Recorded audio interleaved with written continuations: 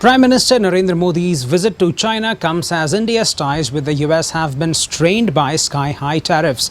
After bilateral talks with President Xi Jinping on Sunday, both countries released statements with one common message: that India and China will not turn differences into disputes.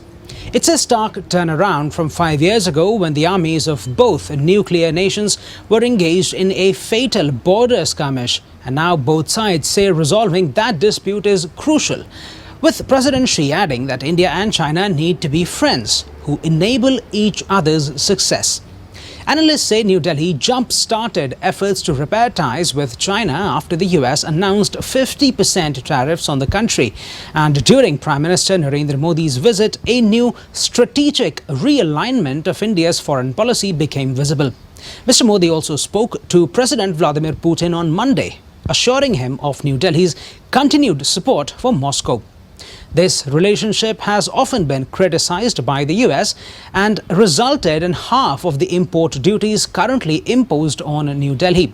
In his opening remarks before the dialogue started, Prime Minister Narendra Modi welcomed Moscow's participation in peace talks and called for a quick resolution to the conflict in Ukraine.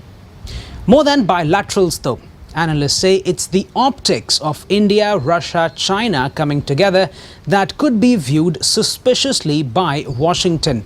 Some reports also say that President Donald Trump is now cancelling his visit to India that was supposed to take place later this year. Though India says its ties with Washington run deeper than just trade, analysts believe improving relations with Beijing could protect its economy from punishing US tariffs, and boosting ties with Moscow could help the country protect its defense interests. Ishan Garg, SABC News, New Delhi.